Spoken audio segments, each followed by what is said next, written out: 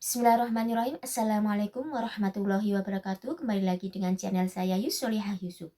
Kali ini saya akan berbagi kisah tentang Ashabul Uhdud. Kisah ini dikekalkan dalam Al-Quran dalam surat Al-Buruj ayat 1-8.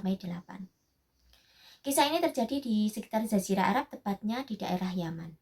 Perlu kita ketahui, jauh sebelum lahirnya Nabi Muhammad SAW, di Jazirah Arab ini sendiri sudah mengenal yang namanya agama Samawi, yaitu agama dari langit berdasarkan wahyu Allah Subhanahu wa Ta'ala yang dibawa oleh para nabi. Jadi, ajaran ini mengajarkan kepada umatnya untuk meyakini tentang keesaan Allah Subhanahu wa Ta'ala. Berawal dari seorang raja yang bernama Dunwas. Raja ini salah satu keturunan Raja Robi'ah bin Nasr. Keturunan Robi'ah bin Nasr itu semakin juga banyak sebelum Dunwas ini. Salah satunya yaitu yang terkenal Taban As'ad. Raja inilah yang pernah membawa 2 pendeta Yahudi masuk ke Yaman dan menyebarkan agama Yahudi tersebut. Jadi sebelum Dunwas ini berkuasa, agama Yahudi sudah berkembang di situ. Kembali ke Raja Dunwas. Semenjak Raja Dunwas ini berkuasa, dia mulai meninggalkan agama yang dibawa oleh Nabi Musa alaihissalam tersebut. Dia menobatkan diri sebagai Tuhan. Semua rakyat harus menyembahnya. Dia menuhankan dirinya dan ditemani oleh seorang penyihir yang sangat hebat. Berjalannya waktu, penyihir tersebut menjadi tua dan berkatalah penyihir tersebut kepada Raja Dunwas, "Wahai sang raja, sebenarnya saya sudah sangat tua. Jadi, tolong carikanlah saya seorang pemuda yang hebat, yang cerdas dan gagah untuk saya jadikan sebagai murid untuk saya ajari ilmu sihir. Jadi suatu saat jika saya meninggal, raja tetap ada yang bisa menemani." Akhirnya, raja mengadakan sayembara yang sangat besar untuk mendatangkan para pemuda di wilayah tersebut. Dan keluarlah nama pemuda yang sangat gagah dan cerdas untuk dijadikan sebagai murid tukang sihir tersebut. Anak muda ini setiap akan pergi ke rumah penyihir selalu melewati bukit, dan di tengah bukit tersebut terdapat sebuah gua yang ditinggali oleh seorang pendeta Nasrani. Pendeta Nasrani ini berasal dari negeri Syam yang awal mulanya ingin berdakwah tentang agama Nasrani tersebut, karena dia pikir di daerah Yaman tersebut adalah agama Yahudi yang dibawa oleh Nabi Musa alaihissalam, yang baginya sangat mudah untuk mengajaknya melanjutkan ke agama Nabi Isa alaihissalam. Tapi sampai di situ tidak ditemukannya lagi agama Yahudi, tapi yang ditemukannya adalah seorang raja yang menuhankan dirinya. Akhirnya mau tidak mau dia harus bersembunyi di bukit tersebut, di gua tersebut. Singkat cerita, pemuda ini berkenalanlah dengan pendeta Nasrani tersebut. Dia sangat takjub terhadap pendeta Nasrani tersebut. Dia mengenal tentang Allah, tentang penciptaan langit dan bumi, tentang para nabi. Dia belajar banyak dan menimba ilmu di pendeta Nasrani tersebut. Hingga sebelum dia berangkat ke tempat tukang sihir tersebut, dia selalu berhenti di situ, yang membuatnya menjadi terlambat ke tempat tukang sihir tersebut. Akhirnya tukang sihir tersebut selalu memukul anak muda tersebut, dan anak muda tersebut mengadu kepada pendeta Nasrani. Pendeta Nasrani tersebut berpesan kepada anak muda ini, "Jika engkau khawatir akan pukulan tukang sihir, maka katakanlah bahwa keluargamu yang telah menghalangimu untuk berangkat ke tukang sihir. Dan jika kamu khawatir akan kemarahan keluargamu tentang keterlambatanmu pulang, maka katakanlah bahwa tukang sihirlah yang telah menahanmu untuk pulang." Dengan alasan inilah anak muda akhirnya mengelabui sang sihir ini agar dia bisa tetap belajar kepada pendeta Nasrani tersebut. Berjalan waktu yang cukup lama, pemuda ini mengambil ilmu dari pendeta Nasrani dan mengambil ilmu dari tukang sihir sudah ke puncaknya. Hingga suatu ketika didapatinya seekor hewan buas di tengah jalan. Di hadis Bukhari disebutkan namanya adalah seekor dabah. Hewan ini menghalangi jalan Jadi orang-orang tidak bisa lewat karena jalan ini jalan setapak.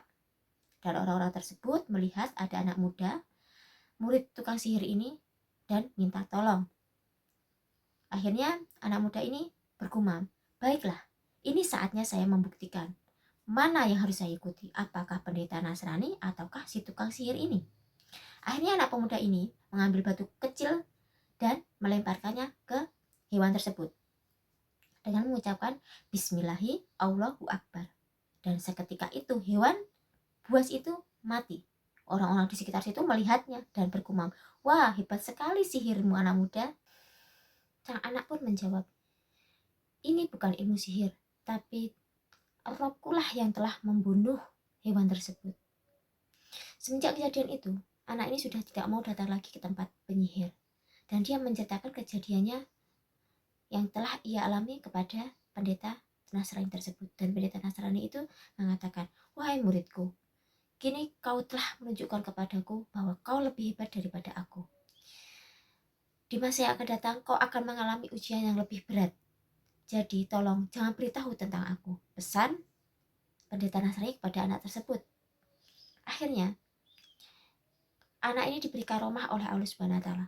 Bisa menyembuhkan berbagai penyakit, kusta, mata buta. Dan ini didengar oleh teman duduk raja. Karena teman duduk raja ini merupakan salah seorang yang tidak bisa melihat, dia buta. Dan dia kemudian mendatangi anak muda ini dengan membawa banyak harta. Wahai anak muda, tolong sembuhkanlah penglihatanku dan aku akan memberikanmu semua harta ini. Anak itu menjawab, sesungguhnya saya tidak bisa menyembuhkan siapapun. Hanya Robkulah yang bisa menyembuhkan Anda. Jika Anda mau, Anda bisa beriman kepada Allah Subhanahu wa Ta'ala dan saya akan berdoa kepadanya agar untuk kesembuhan Anda. Akhirnya, teman duduk raja ini bersedia. Dia beriman kepada Allah Subhanahu wa Ta'ala dan akhirnya penglihatannya kembali seperti sedia kala. Sang raja pun heran. Siapa yang mengembalikan pandanganmu? Kemudian teman duduknya ini berkata, Robkulah yang telah mengembalikan pandanganku. Apakah ada Tuhan selain aku pada dirimu? Ya, dia adalah Tuhanku dan juga Tuhanmu, yaitu Allah Subhanahu wa Ta'ala. Akhirnya sang raja ini marah dan menyiksa teman duduknya ini untuk memberitahu siapa yang telah menyembuhkannya. Dengan siksaan ini akhirnya dia mengaku bahwa pemuda inilah yang telah menyembuhkan dia. Akhirnya pemuda itu didatangkan ke kerajaan. Sang raja mengenali pemuda ini karena dia merupakan salah satu anak yang pernah lolos pada sayembara dan merupakan muridnya sang penyihir. Akhirnya raja ini berkata, wah hebat sekali ilmu sihir kamu sekarang. Sudah bisa menyembuhkan penyakit, bahkan temanku pun kau sembuhkan. Dan anak ini menjawab, sesungguhnya yang menyembuhkan ini bukanlah ilmu sihir, tapi Allahkulah yang telah menyembuhkan semua penyakit. Akhirnya raja ini marah. Dia menyiksa anak ini, suruh mengatakan siapa yang telah mengajarinya, kenapa dia berpaling kepada penyihir. Akhirnya anak ini mengaku bahwa pendeta Nasrani yang ada di gua. Padahal pendeta Nasrani saat tadi sudah berpesan ya untuk tidak diberitahu tentang dia karena dia bersembunyi sudah lama sekali. Akhirnya mau tidak mau pendeta Nasrani itu dibawa ke kerajaan. Dan teman duduk raja itu disiksa, dibawakan gergaji, ditunjukkan kepada sang pendeta Nasrani. Di depan pendeta Nasrani dan anak muda itu, teman duduk raja itu diberi gergaji di kepalanya sini dan disuruh berhenti dari agamanya.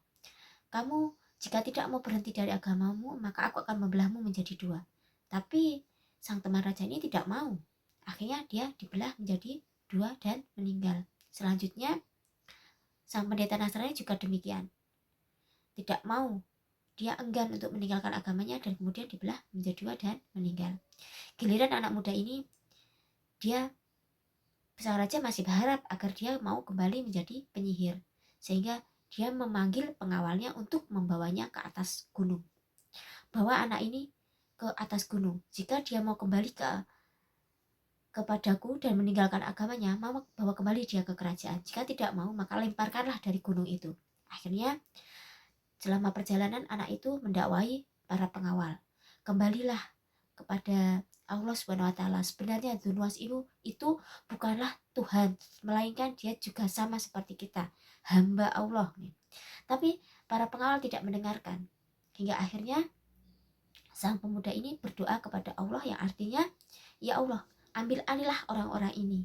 Akhirnya gunung itu berguncang, semua para pengawal meninggal, dan hanya pemuda inilah yang selamat. Dia kembali lagi ke kerajaan. Dan para masyarakat melihat itu dan berkata, wahai anak muda, bagaimana kamu bisa selamat? Dan di mana para pengawal itu? Allah telah menyelamatkanku dari para pengawal tersebut. Akhirnya para masyarakat mengikuti anak muda itu memasuki istana. Dan raja marah, di mana pengawalku? Allah telah membinasakannya dan Allah telah menyelamatkanku. Raja ini tidak hilang akal. Dia berkata, aku akan membunuh dengan cara lain. Silahkan, terserah Anda. Akhirnya dia memanggil para pengawalnya lagi, menyuruh pemuda ini untuk diikat dan dibuang ke laut dengan diberi bandolan batu besar di badannya. Saat menaiki perahu, pemuda itu lagi-lagi mendakwahi para pengawal. Dan masyarakat di situ berbondong-bondong melihat dan berkata, jika kali ini anak muda ini selamat lagi, maka aku akan beriman kepada Tuhannya. Para masyarakat seperti itu. Akhirnya lagi-lagi anak muda ini berkata kepada Allah, ya Allah, ambil alihlah orang-orang ini. Dan didatangkan ombak besar. Semua orang jatuh ke lautan dan anak muda ini belenggunya lepas. Dia bisa berenang keluar dan selamat lagi. Lagi-lagi anak muda ini kembali ke kerajaan diiringi oleh beberapa masyarakat. Raja ini semakin bingung bagaimana cara membunuhnya. Akhirnya anak muda ini berkata, wahai raja, kamu tidak akan pernah bisa membunuh saya, kecuali jika Anda mau, Anda hanya bisa membunuh saya dengan satu cara. Kata raja ini, bagaimana caranya?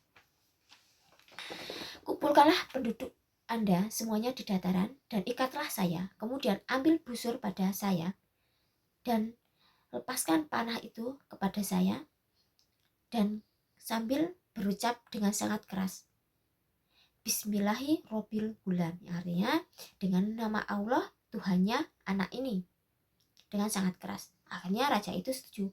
Baiklah. Akhirnya semua rakyat dikumpulkan, anak itu diikat, dan raja itu mengambil anak panah dari anak tersebut dan dilemparkan kepada anak muda tersebut sambil berucap Bismillahirrohmanirrohim dengan sangat keras. Kemudian anak itu mati. Semua rakyat di situ menyaksikan dan berkata, aku beriman kepada Tuhannya anak muda itu. Aku beriman kepada Tuhannya anak muda itu. Semua rakyat serentak bicara tersebut karena mereka tahu yang membunuh bukanlah raja tersebut, tapi Tuhannya anak itu. Akhirnya pengawal berkata, wahai raja, apa yang kau khawatirkan tentang keimanan rakyat? Ternyata sekarang benar-benar terjadi. Akhirnya raja ini murka. Disuruhlah para pengawal untuk menggali parit-parit yang sangat besar dan diberikan kayu bakar dan dibakar. Sehingga parit itu menjadi lautan api yang sangat luas. Siapapun yang tidak mau meninggalkan agama tersebut, yaitu beriman kepada Tuhannya anak muda itu, yaitu Allah Subhanahu wa taala, maka dia akan dijeburkan ke apian tersebut. Tapi tidak satu pun dari mereka mau meninggalkan. Hingga satu persatu rakyatnya dilemparkan. Dalam riwayat ini diceritakan ada 20.000, kurang lebih 20.000 orang yang dijeburkan ke dalam parit. Salah satunya adalah seorang ibu yang menggendong anak bayinya. Dia agak ragu karena dia menggendong bayi. Akhirnya bayinya berkata, ini adalah salah satu bayi yang bisa bicara. Dalam hadis Bukhari diterangkan ada 3 bayi yang bisa bicara dalam buayan Nabi Isa. Salah satunya adalah anak ini. Hingga dia berkata, wahai ibu, jangan ragu. Ini adalah jalan kebenaran. Akhirnya ibu itu melompat bersama bayinya. Begitulah kisah ini berakhir.